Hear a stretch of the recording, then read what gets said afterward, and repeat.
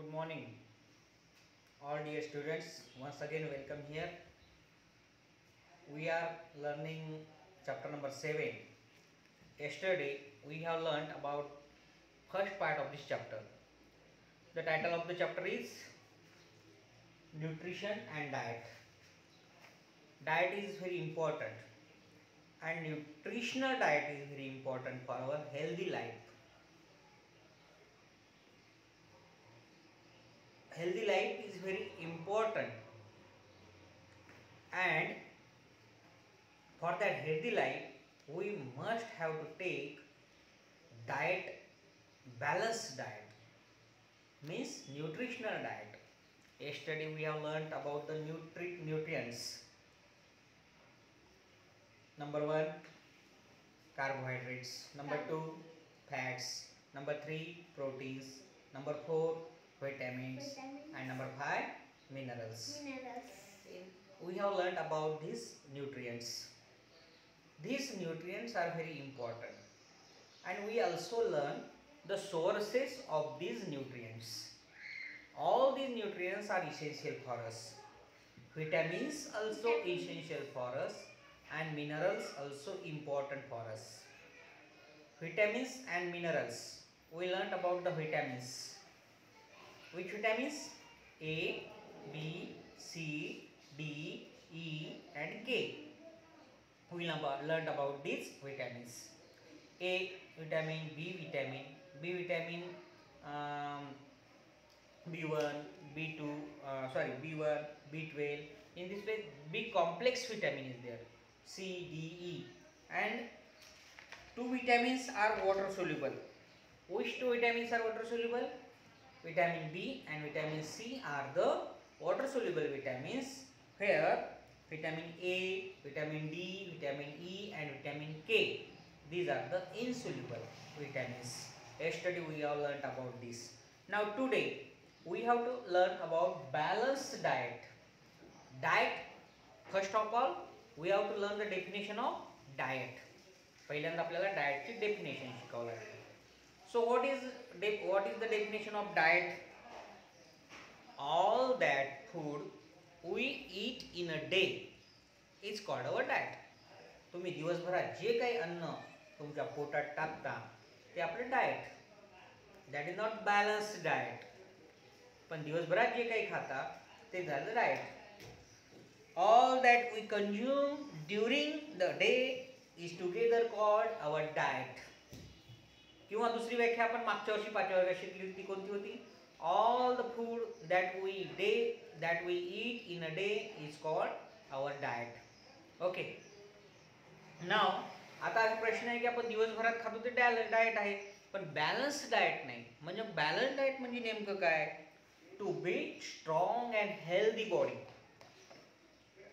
You need all nutrients in the right proportion and the sufficient quantities in your daily diet. तुम्ही जे दररोज खाता त्यामध्ये सगळे न्यूट्रिएंट्स हे एका विशिष्ट प्रमाणात असले पाहिजे. जास्त पण होता कामा नये, कमी पण होता कामा नये. मग हे सगळं बॅलन्स डाएट असणं आवश्यक आहे. आता समजा हा एक पिरॅमिड आहे. This is pyramid.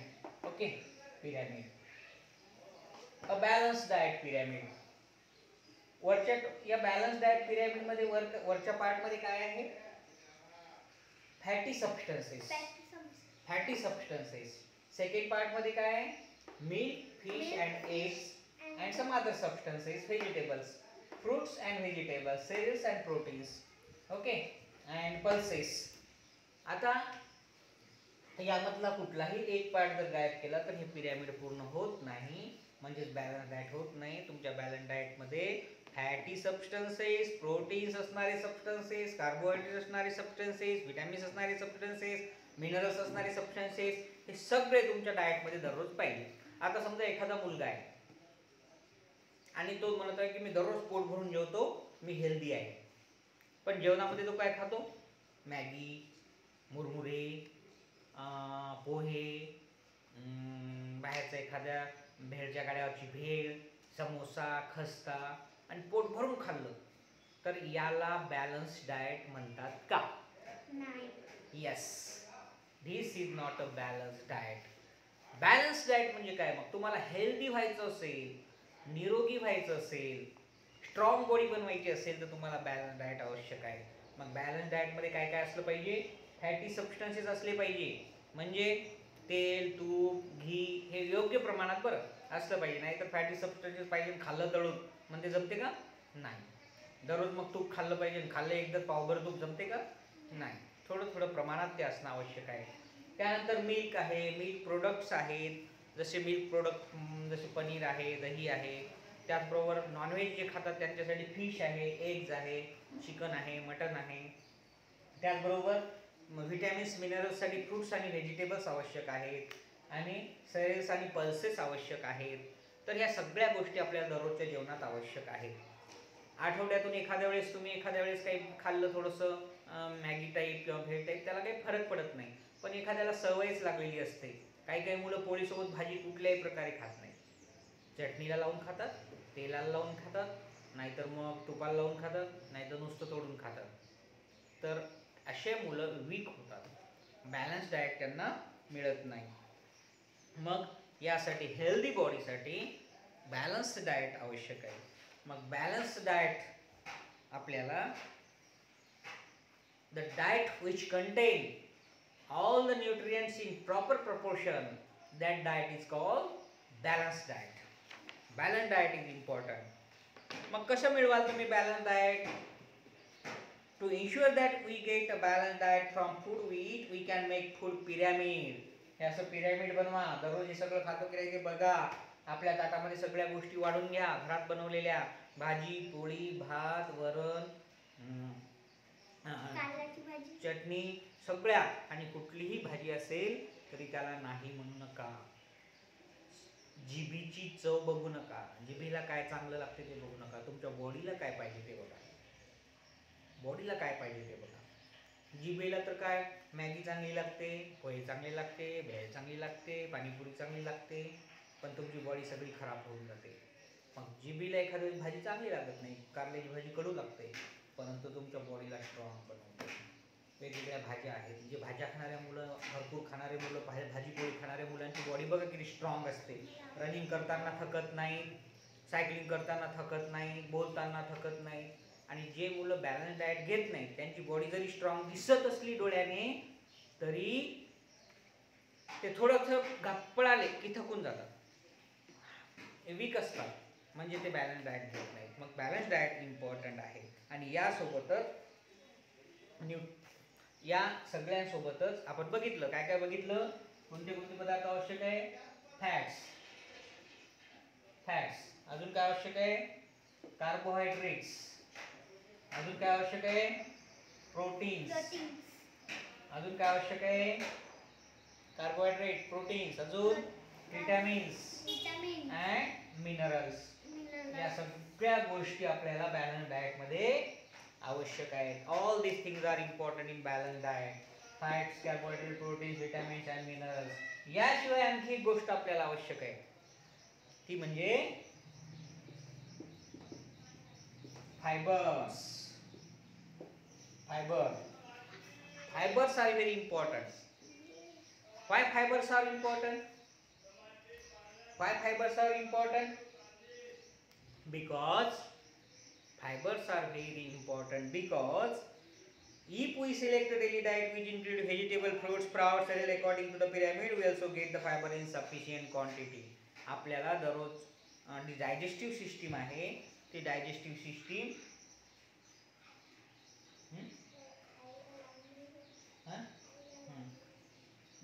सिस्टीम व्यवस्थित चालण्यासाठी आपल्याला फायबर्स आवश्यक आहे. मग फायबर्स कशासाठी आवश्यक आहेत?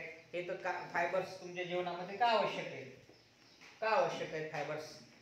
तर तुम्ही जेवण करता, जेवण केल्यानंतर तुमची डायजेस्टिव्ह सिस्टीम आहे, डायजेस्टिव्ह सिस्टीममध्ये तुम्हाला आवश्यक असणारे जे घटक आहेत ते तुमच्या बॉडीमध्ये रक्तामध्ये ॲब्सॉर्ब केले जातात. पण जे वेस्ट मटेरियल आहे ते तुमच्या बॉडीतून एलिमिनेट करण्यासाठी जाते. ते वेस्ट मटेरियल एलिमिनेट करताना ते योग्य पद्धतीनं झालं पाहिजे, म्हणून अशा प्रकारे फायबर्स आवश्यक आहे. ते तुमच्या भाज्यामधून वगैरे मिळतात. परंतु जे नेहमी बिस्किट, ब्रेड खातात फायबरस सबस्टन्सेस खात नाहीत अशा लोकांना फायबर्सची कमतरता जाणवते.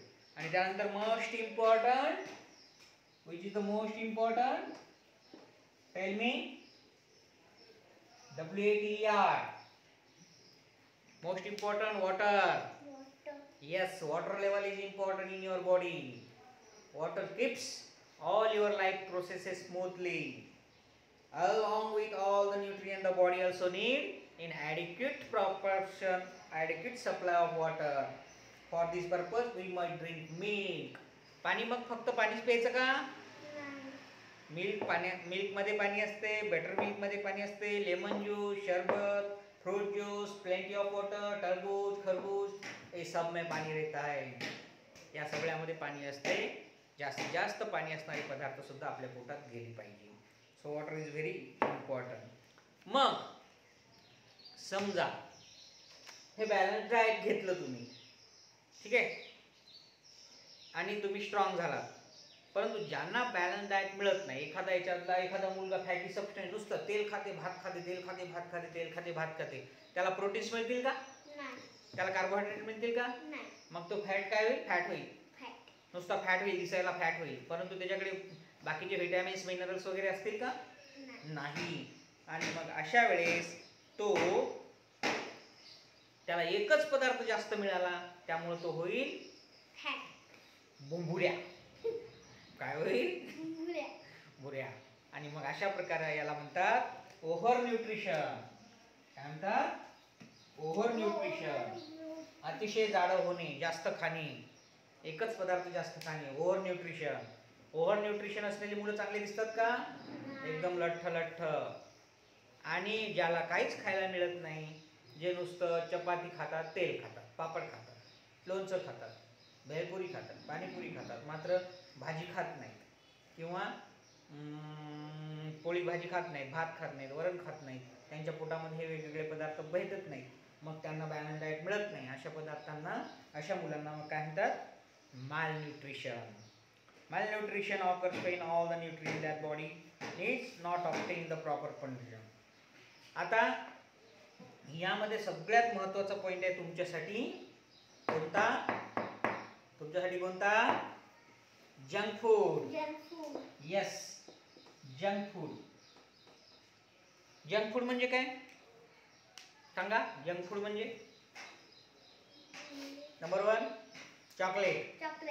हे जंक फूड आहे. Chocolate, noodles, burger, pizza, chips, panipuri, bottle soft drink, packet drink, Frooti, Rasna, Coca Cola, fried food stuff, vada pav, samosa, pakora, these all are junk food. याने नुसतं पोट भरते, परंतु आपल्या शरीराला आवश्यक असणारे न्यूट्रिएंट्स मिळत नाही. समोसे हे सुद्धा आवश्यक असणारे न्यूट्रिएंट मिळत नाही. एखाद्या वेळेस खाल्ले तर काही फरक पडत नाही, पण जे वारंवार खातात, ज्यांना सवय लागते अशा जंक फूडची, त्यांना मग प्रॉपर प्रपोर्शनमध्ये विटॅमिन्स, मिनरल्स मिळत नाहीत. मग त्यांना वेगवेगळे आजार होतात. डोळ्याला चष्मा लवकर लागते, थोडीशी रनिंग केली की थकतात, कधी कधी त्यांना घाबरल्यासारखं होते, हार्टबीट्स वाढतात, आणि कधी कधी मग वेगवेगळे याच्यातून आजार होऊ शकतात. जसं व्हिटॅमिन्स, मिनरल्सने कमतरता, त्यांचे बोन्स स्ट्रॉंग राहत नाहीत, थोडंसं पडलं की पटकन फ्रॅक्चर होऊन जाते, केस पांढरे होतात, अशा पद्धतीनं स्किनवर चट्टे येतात, अशा पद्धतीने वेगवेगळे आजार होऊ शकतात. म्हणून जंक फूड टाळलं पाहिजे. आपण खाल्लंच पाहिजे असं, पण त्याच्यामध्ये जेवण कमी आणि जंक फूड जास्त करणारे काही मुलं असतात, त्यामुळं जंक फूड अवॉइड करायचं आहे. मग जर तुम्हाला मोटापा टाळायचा असेल तर काय करावं लागेल? मोठं व्हायचं नसेल तर काय करावं लागेल? बॅलन्स जंक फूड घ्यायचं नाही, बॅलन्स डाएट घ्यायचं, whole grain, increase use of bicycle, खूप बाहेरचे खेळ खेळायचे. काही मुलं नुसते 24 तास मोबाईल हातात धरून बसतात. मग मोबाईल हातात धरून बसले की त्यांची एनर्जी एक्सरसाइज होत नाही, आणि डोळ्याला चष्मा लागते. वेगवेगळे मुलं मग ते मोठे होतात, त्या मोठ्याप्यामुळे त्यांना वेगवेगळे आजार होतात. त्यामुळे सायकलिंग भरपूर करायची, रनिंग करायची दररोज डेली अर्धा तास 20 मिनिट्स मोजून. ओके. आणि दुसरी गोष्ट महत्त्वाची म्हणजे जेव्हा भूक नाही तेव्हा खायचं नाही. नाही तर घरामध्ये मस्त छान छान वास यायला कशात जागी चाललं खाल्लं, थोडंसं काही वेळ झालं की गेला डब्बा उघडायला खायचं, असं नाही. जेवण झाल्यानंतर कमीत कमी 3 तास खाल्लं नाही पाहिजे. आणि जेवण एकदाच पोट भरून करायचं. त्यानंतर 3-4 तासानंतरच मग आपल्याला भूक लागली असं वाटलं तरच खायचं. काही काही मुलं भूक न लागताही भरपूर खातात, मग त्यांना ओबेसिटी होते, मोटापा होते, मग आजार होतात. आता आपल्या या चॅप्टरचा लास्ट पॉईंट आपण शिकणार आहोत, ते म्हणजे ॲडल्ट्रेशन ऑफ फूड. तुम्हाला माहीत आहे का, आपल्याकडे वेगवेगळे पदार्थ आपण खात असतो, बाहेरून आणत असतो. यामध्ये बऱ्याच प्रमाणात भेसळ होत असते. भेसळ दुधामध्ये, चिली पावडरमध्ये, प्रॉपर पेपरकॉर्नमध्ये, आईस्क्रीममध्ये, राईसमध्ये, पीनटमध्ये. दुधामध्ये कशी भेसळ होत असेल, दूध घट्ट वाटावं म्हणून त्यामध्ये वॉटर केमिकल्स लाईक पाणी तर टाकतात असे माहिती आहे सगळ्याला, पण काही स्टार्च, युरियासारखे केमिकलसुद्धा टाकतात. चिलीमध्ये ब्रिक पावडर टाकतात, पेपरकॉर्न, आईस्क्रीममध्ये वॉशिंग सोडा. बऱ्याच वेळा आता तुम्ही जे आईस्क्रीम खाता की नाही 10 रुपयेवाले वगैरे डबे, हे आईस्क्रीम दुधापासून बनवत नाहीत, डालड्यासारख्या पदार्थापासून बनवतात. ॲक्च्युली ते आईस्क्रीम नसते, तर त्याच्यावर एक लिहून असते फ्रोझन डेझर्ट म्हणून लिहून असते. फ्रोझन डेझर्ट, ॲक्च्युली ते फ्रोझन डेझर्ट असतात, म्हणजे ते दुधापासून फार कमी पाहतात. त्यामुळे फॅट्स खूप वाढतात शरीरावर. ओके. सो अशा पद्धतीनं आपण हे ॲडल्ट्रेशनसुद्धा ओळखलं पाहिजे. ॲडल्ट्रेटेड फूड खाल्लं नाही पाहिजे. Okay. So in this way we have learned chapter number 7, that is nutrition and diet, and we have finished this chapter. Here we have to read all this chapter, and you have to write all these exercise. Question number 1, question number 2, question number 3, and question number 4. 4 questions are there. You have to write all these 4 questions, and you have to write what we have learned, the main points. तुमचा homework आहे 7व्या चॅप्टरमध्ये page number 56 वर what we have लर्नचे जे point आहेत ते लिहा आणि exercise complete करा आणि एक्सरसाइज पाठ करा. एक ऑनलाईन एक्झाम मी काही दिवसात तुमची घेणार आहे, कोणत्या चॅप्टरवर घेणार वगैरे मी तुम्हाला सांगणार आहे, परंतु तुम्ही त्या अगोदरच तयारीत राहा. चॅप्टर नंबर 7 पर्यंत तुमचं सर्व रायटिंग झालं पाहिजे, सगळ्या एक्सरसाइज लिहून झाल्या पाहिजे. ओके. चला उद्या भेटूया आणि दररोज तुम्ही हे झालेले चॅप्टर्स रीडिंग करायचे आहेत. बाय.